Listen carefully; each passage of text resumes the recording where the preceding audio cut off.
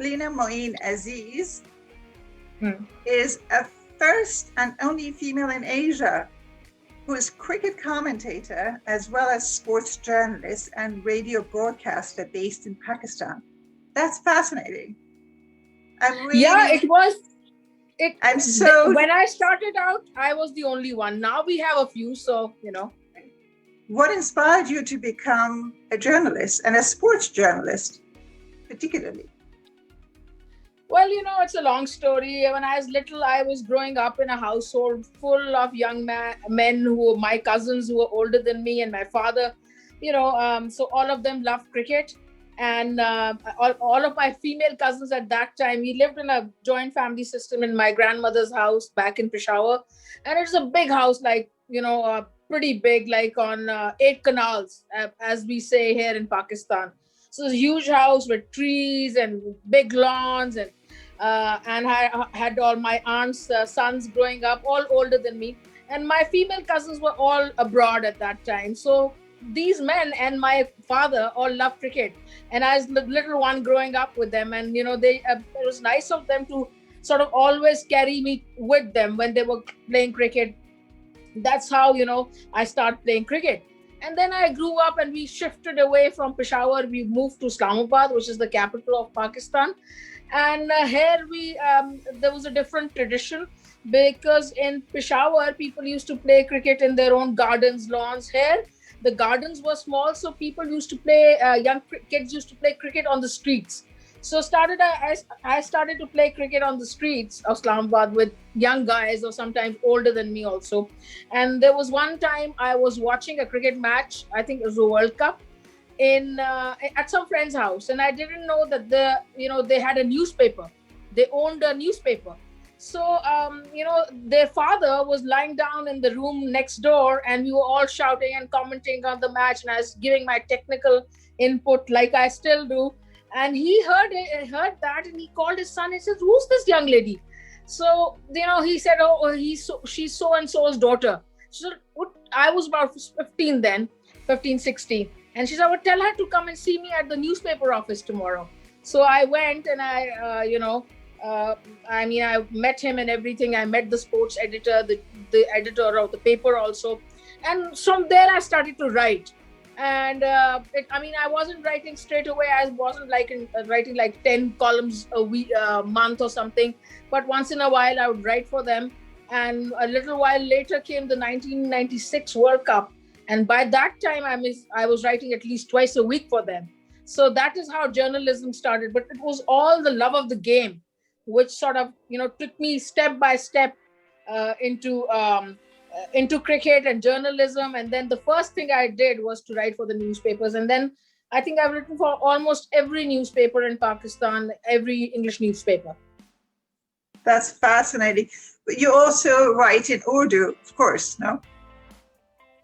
Yes, Urdu came much later. Actually, it just came 2 years ago when I, this independent Urdu, they started their website in Islamabad. And the gentleman who started, he was the one who was the head of that news, the website, the independent Urdu. I had worked for him for many years at BBC Urdu. So he knew me well. And he called me to his office and he said, "Look, I want to work with you." And I said, "Well, I can't write in Urdu." He said, "Doesn't matter what you write in, just write your column." And so it's a very funny story. I have this friend of mine at the Pakistan television. His name is Mr. Aslam Doga. He said, and he's a big fan of mine.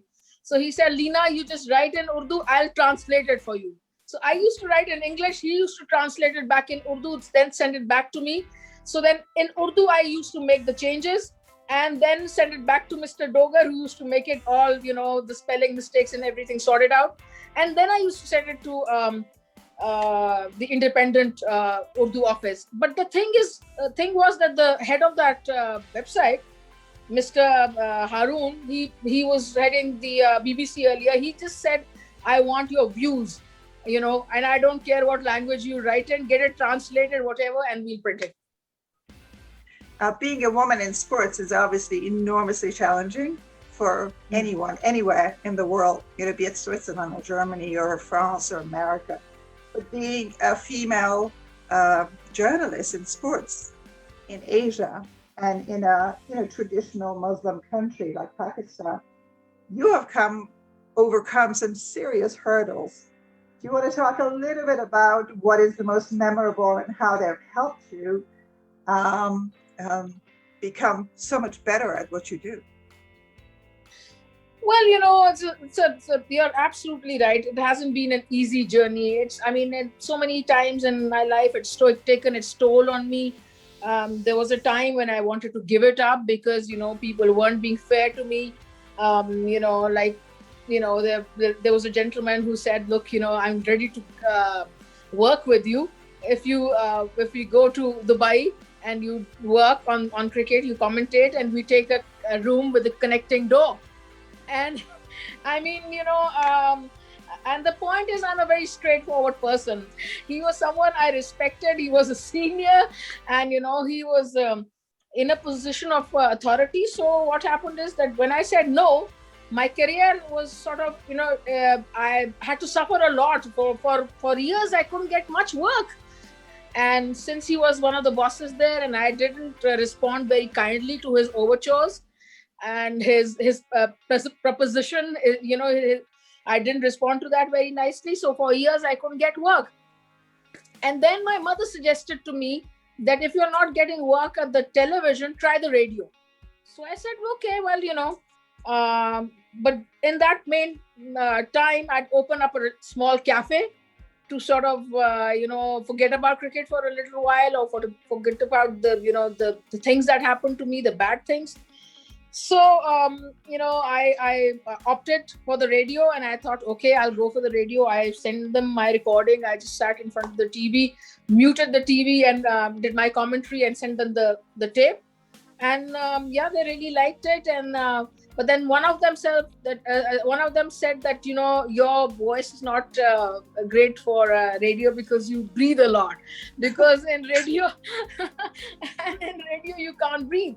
So that is the time I opened the restaurant, and I thought, okay, maybe for a while I'll do something else. And I was pretty young, so I knew that I had time to come back to cricket. And so I started out the restaurant, which is a very, very difficult thing to do. The cafe, as a full-time job, and it wasn't my calling. So I just then after a year, I shut down the restaurant because I knew it wasn't my calling. Although we made some great food there, and people still come to me and say, "Oh, why did you close that up?" I said, "Well, wasn't my calling. I just did it because I wasn't getting much work as a commentator or, in the field of cricket." So then I sent that tape again to the radio a year or two later, and there's a different gentleman. And he called me over and he said, "Look, you're great."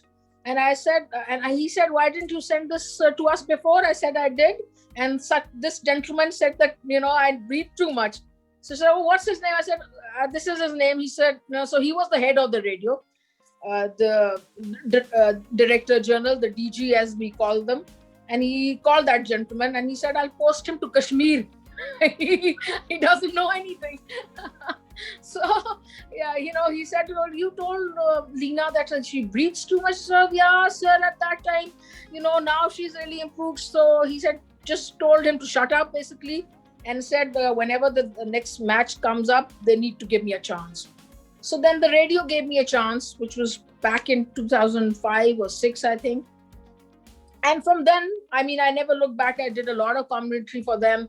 I still feel I haven't realized my full potential because the men here would like to push you back all the time. And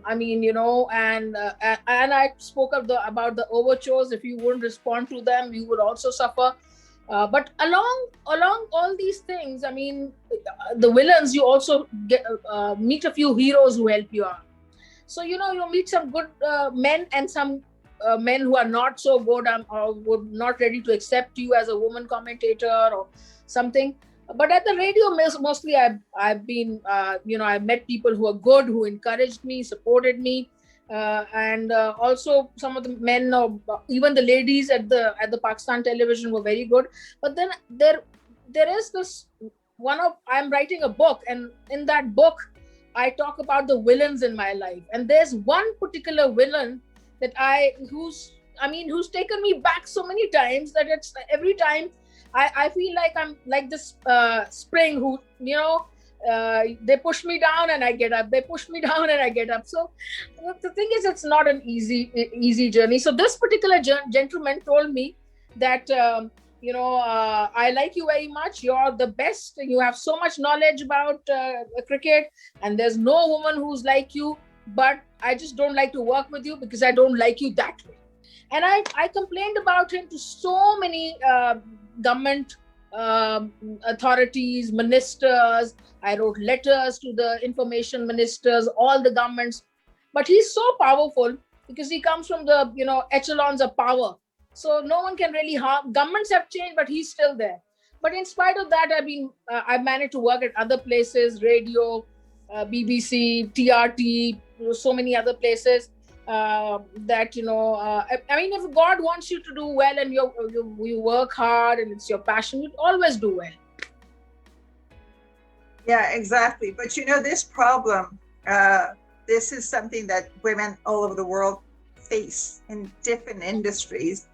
But sports, a bit like architecture, like industrial architecture, that anything that is very masculine, it's not just Pakistan. It's, women face this in so many places, and stories abound. So there's, fortunately or unfortunately, it's this kind of sisterhood that brings us together. Aside from the villains in your book, what else do you talk about?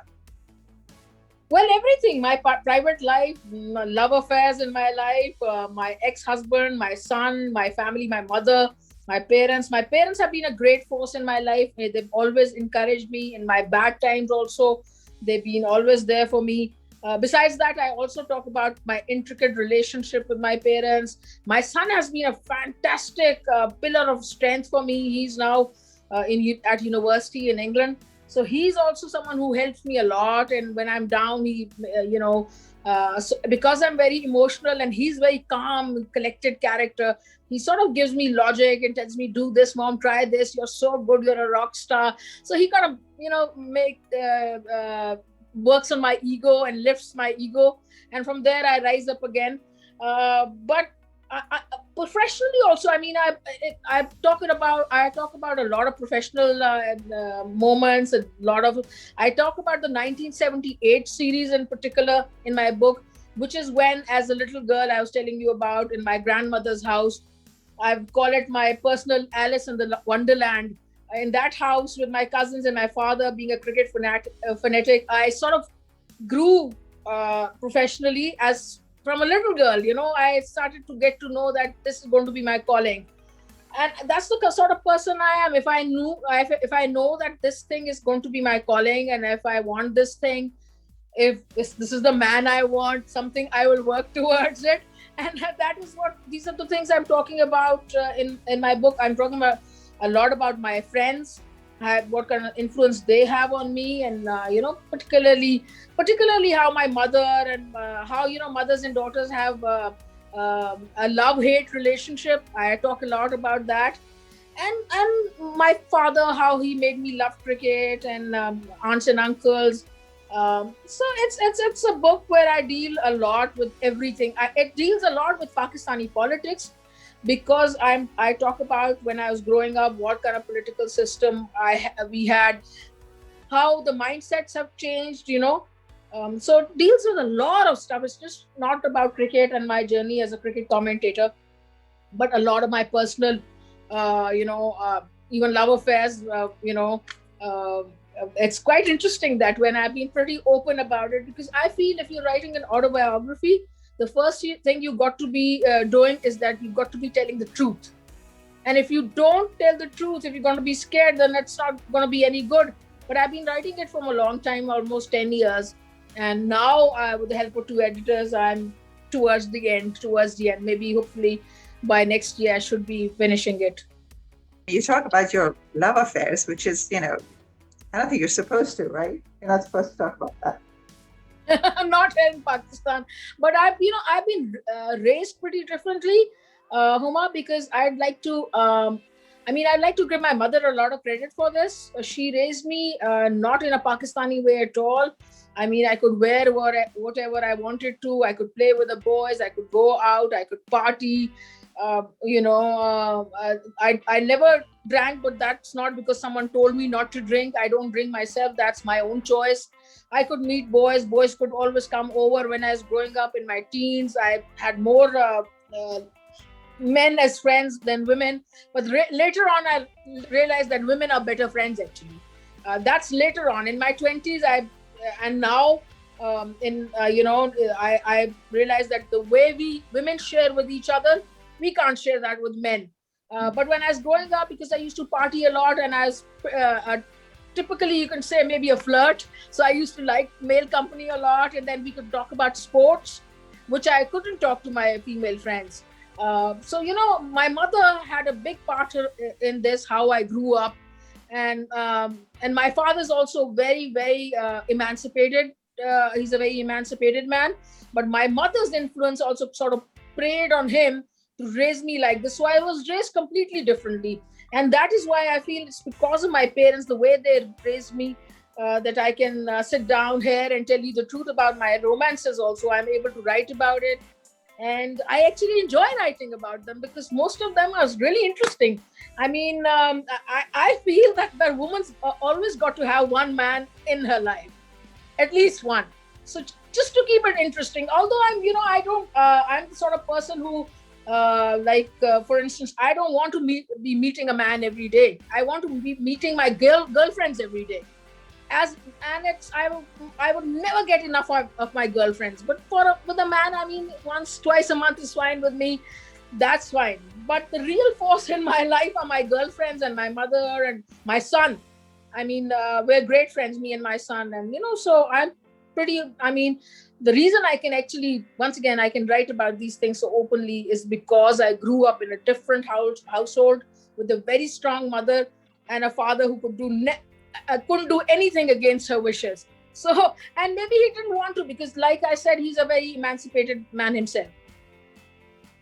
What is, like in terms of cricket, what is the most memorable event that you have covered, like that you remember, like distinctly? Well, yeah, quite a few. I mean, the 1996 World Cup was very, very memorable for me because the final was in Lahore.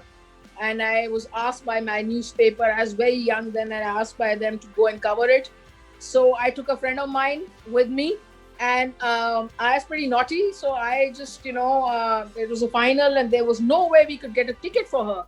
So I decided to take her, and she was a foreigner. So a foreigner, but the ones who never went back to, actually a Pakistani that had Canadian roots and all, but they never, after the partition, they never went back to their roots and they stayed in Pakistan. So she looks like a foreigner, but she's actually a Pakistani. So I took her with me and I said, look, she's a foreign journalist and she's lost her all her belongings, and she was staying in a cheap hotel in Lahore. So I had to rescue her and she has to cover the match. So those days it wasn't this bad. That 1996, it wasn't so much security and everyone bought my story. So I covered that match and she was just there with me. So covering the 1996 World Cup with my friend Michelle is her name. So with Michelle, it was memorable. And then the PSL has been great. My PSL last 2 years, I've covered it for the Radio Pakistan. Has absolutely been great because it has come to Pakistan. Before this, PSL used to be in the UAE. But when it's come to Pakistan, the grounds are full. It's full of people. The atmosphere is buzzing. It's amazing. I made so many friends. Some of these commentators are great friends of mine, especially Ramiz Raja. And then I get to meet the other ones, Danny Morrison and, Roshan Abhisinghe and all these guys. And so it's just been great. The last two PSLs have been great. And that first match in 96 was fantastic. It was World Cup final. So yeah, it's just been great, But I do feel, Huma, that things could be much better if the government actually helps us women commentators and women in sports, because nowadays the journey, I see some of the young ladies now in cricket, I feel their journeys have been much easier than mine, because they didn't have to struggle like this, and some of them had someone's support backing. Someone was backing them up, like a, maybe a father's friend or something. I never took anyone's backing. I did it all by myself, and whenever I wanted a job, I wrote letters. I told them what I'd done before, what I could do.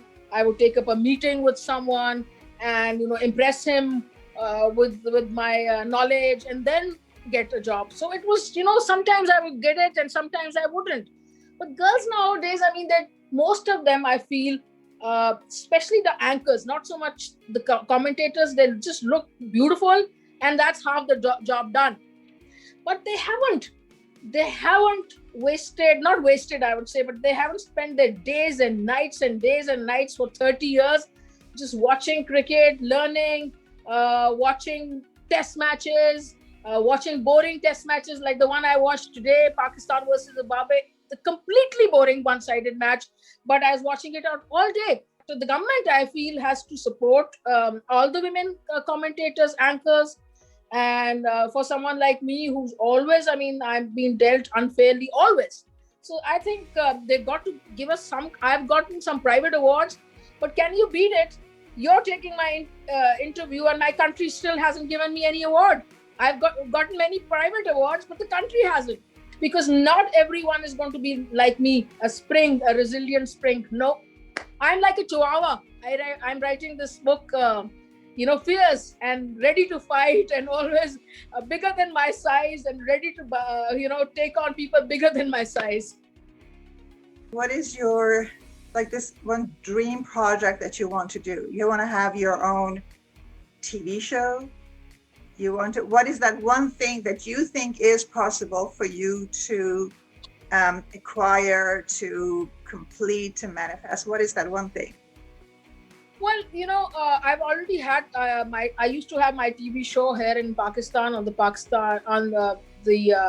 Pakistan television, not the sports television, but PTV World, which is an English channel. So I had my show for 5 years, and now on the same show I go as an expert. So that's done and dusted with, but I want to commentate internationally. I still haven't been able to penetrate into the international market television. I do Radio Pakistan, but I want to commentate on television for Sky Sports, or one of these channels, because the Sky Sports team is tremendous. I love to be sharing the commentary box with people like Michael Atherton and Nasser Hussain and Michael Holding and Isha Gua, all these people. And frankly, I think I'm ready. I'm good enough. It's just I don't know. I'm unable to penetrate that market yet. But let's see. Hopefully, I will, and that's my biggest dream, to be commentating for the Sky. The good people at Sky Sports with focus on cricket. Absolutely. We want you to give Leena a chance, because she is an icon. She's a trailblazer, and she stands for women in sports in Asia. So why would you want to miss such an opportunity? You really need to think about it. Hopefully that works. Hopefully, I hope so. You never know. We're going to send it to them anyway.